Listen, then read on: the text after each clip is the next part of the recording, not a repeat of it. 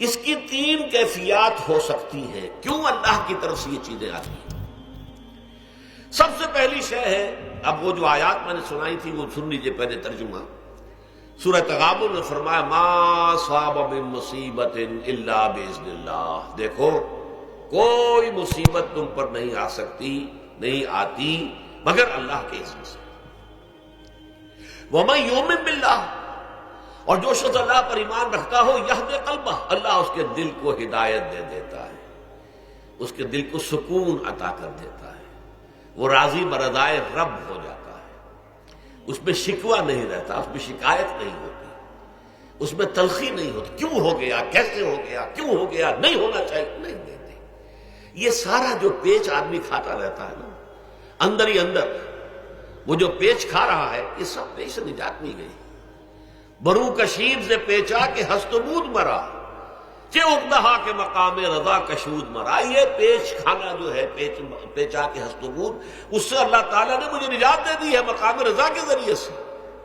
کتنے بڑے بڑے عقدے میرے حل ہو گئے اس مقام رضا سے. کہ اقدہا کہ مقام رضا کشود میرا، میرے تو بہت سے عقدے اس سے حل ہو گئے. اس حوالے سے ایک موٹی بات تو یہ ہو گئی، لیکن اب اس کو تین حصوں میں تقسیم کیجیے. پہلی بات یہ کہ یہ اللہ کی طرف سے آزمائش کے طور پر آتی ہے. آزمائش، میرا بندہ اس پر صبر کرتا ہے یا نہیں، یا میرے خلاف بکواس کرنے پر آمادہ ہو جاتا ہے.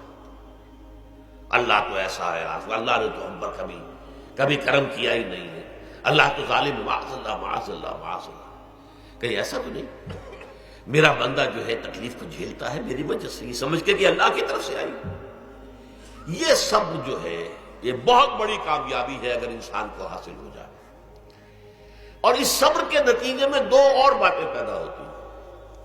یہ مضامین علیحدہ علیحدہ دروس کے اندر آتے رہے ہیں، لیکن آج ایک نئے عنوان کے تحت جمع ہو کر آ رہے ہیں. پہلی بات یہ ہوتی ہے کہ یہ امتحان کا نتیجہ کیا نکلتا ہے کہ آپ نے ایک امتحان پاس کیا تو آپ کے اگلے درجے میں ترقی ہو جاتی ہے. 5ویں کا امتحان پاس کر لیا نا تو 6ٹھی میں جائیں گے. اب 6ٹھی کا امتحان پاس کریں گے تو 7ویں میں جائیں گے. 7ویں کا پاس کریں گے تو 8ویں میں. درجہ بدرجہ انسان کی دینی، ایمانی اور روحانی ترقی کا ذریعہ یہ آزمائش میں. جتنا اس میں صبر ہوگا، جتنا اس میں تسلیم و رضا جو ہے آپ حاصل کرتے جائیں گے تو آپ کے درجے بلند ہوتے چلے جائیں گے. آپ کا امتحان کڑے سے کڑا آئے گا، بڑے سے بڑا آئے گا، مشکل سے مشکل تر آئے گا. ایک وقت میں ایم اے کا امتحان بھی آپ کو دینا ہوگا. ایک وقت میں ہو سکتا ہے پی ایچ ڈی کے لیے تھیسس آپ لکھیں، پھر اس کے اوپر جو ہے ٹیم بیٹھی ہوئی اور آپ سے وہ بحث کرے، جرا کرے آپ سے، وہ بھی کرنا ہوگا. لیکن یہ کہ اگر پرائمری ہی میں فیل ہو گئے تو اس کا سوال ہی پیدا نہیں ہوتا کہ کبھی آپ ایم اے کا یا پی ایچ ڈی کا تھیسس بھی لکھیں. اور اسی کو دوسرے انداز میں کہا گیا ہے قرآن مجید میں وَلِيُبْلِيَ الْمُؤْمِنِينَ مِنْهُ بَلَاءً حَسَنًا. اصل میں ابلا کہتے ہیں، بلا یبلو جو ہے عربی زبان میں آتا ہے آزمانا. خلق الموت والحیات لیبلوکم ایکم احسن عملا. یہی معنی ابتلا کے میں، ابتلا یبتلی آزمانا.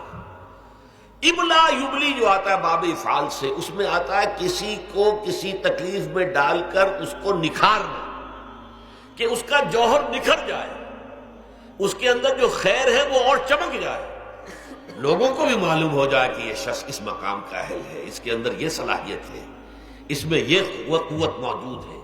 تو یہ گویا کہ اہل ایمان کی صلاحیتوں کو نکھارنے کے لیے اور ان کے درجات کی ترقی کے لیے بھی اللہ تعالیٰ دنیا کے اندر یہ مصیبتیں اور امتحانات جو ہیں آزمائش کے حوالے سے افراد پر بھی اجتماعی طور پر بھی لاتا ہے.